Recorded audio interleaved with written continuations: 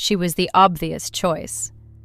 Ignored for one reason. Her father, Thutmose I, was one of the most powerful men on earth.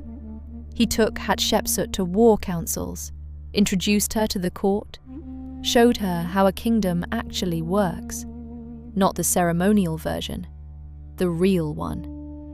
He knew what she was capable of. She knew it too. Then he died, and none of it mattered. The throne went to her half-brother, Thutmose II. His mother was a lesser wife. He had no particular training, no obvious gifts, nothing that would explain the choice. Except that he was male. That was the whole logic. Not a difficult case to make, apparently. Not in that world. Hatshepsut was 12 when they married her to him. No one asked. She became Great Royal Wife.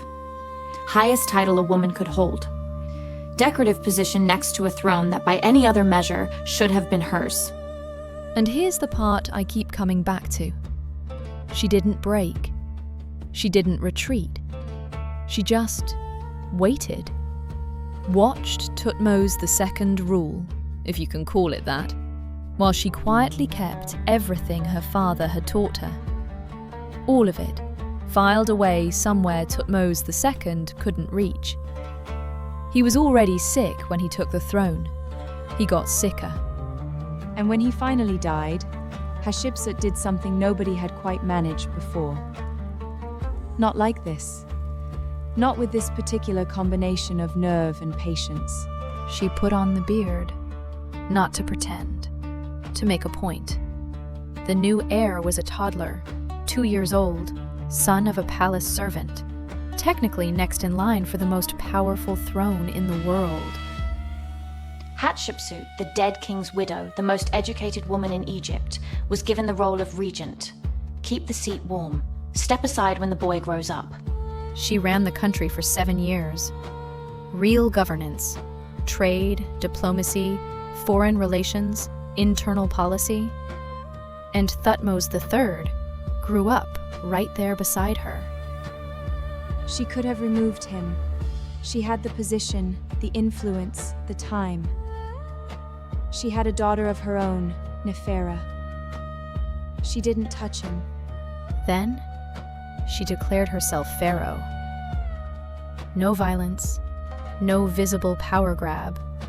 She built a theological argument. The god Amun had personally chosen her, visited her mother, ordained this from before her birth. She put on the ceremonial beard and double crown, not to pretend to be a man, but to make a specific point about what those symbols actually meant, who they could belong to. The official inscriptions still referred to her as she. She wasn't hiding anything. She didn't tear down the system. She used it, fluently. Like someone who'd spent decades learning exactly how it worked, so she could do precisely this. For 20 years, it held. What she built in that time was real. You can still go see it. But Thutmose III was still there, growing up, and eventually old enough to start thinking about what came next. She built an empire. One trusted friend. That was the scandal. She ruled the most powerful kingdom on earth, without fighting a single war. No campaigns. No soldiers dying in desert sand, so she could carve another country's name on a wall. Instead, she built. The temple at Deir el-Bahri, 3 terraces cut into the cliffs at Luxor, is still standing. You can visit it today, 3,500 years later. She sent ships to Punt. They came back with gold, frankincense, live trees. 2 obelisks at Karnak, coated in electrum, visible for miles. The treasury was full. The country was stable. She had one trusted advisor, an architect named Senenmut. People made it ugly. Crude drawings on tomb walls, whispers. A male pharaoh surrounded by women was called powerful. Hatshepsut with one trusted colleague was a scandal. She ignored it. The work continued. She died around 50, in her own bed, reign intact. And Thutmose III, the boy she raised, the one she chose not to destroy, had been watching. This isn't about a woman being erased. It's about an idea she could rule.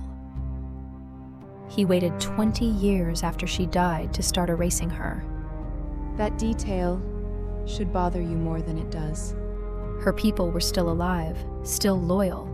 The network she'd spent decades building held even without her.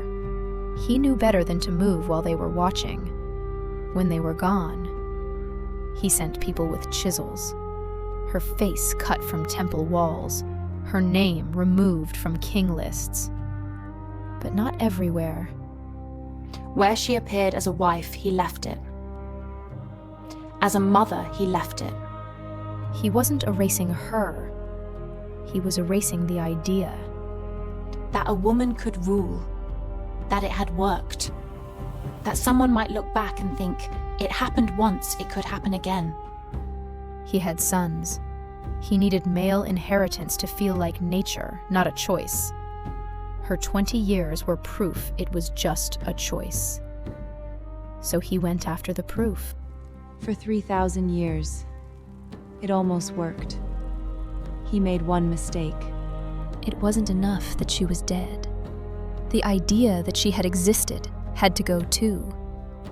He buried her statues at the base of her own temple, face down, carefully stacked, not destroyed. Maybe too heavy, maybe something in him hesitated. Whatever the reason, they went into the ground instead of being smashed. Dry, sealed, untouched for 3,500 years. In the 1920s, archaeologists found the pit, spent years piecing her back together. The man trying to erase her had kept her perfectly preserved. In 2007, scientists confirmed her mummy, not from inscriptions, those were gone, from a single tooth in a canopic box, a loose molar that matched the gap in an unidentified jaw. One tooth. 35 centuries. She ruled for 20 years without a war, built a temple that's still standing, kept Thutmose III alive when she had every reason not to, and he thanked her by spending years chiseling her face off walls. They didn't erase Hatshepsut because she failed. They erased her because she made one thing impossible to argue. That ruling well had anything to do with being a man. Someone needed that argument to stay open. The statues were still in the ground. The tooth was still in the box. History doesn't always cooperate with the people trying to write it. This is Hear Us Now. We say the names they tried to bury. Hatshepsut, we hear you.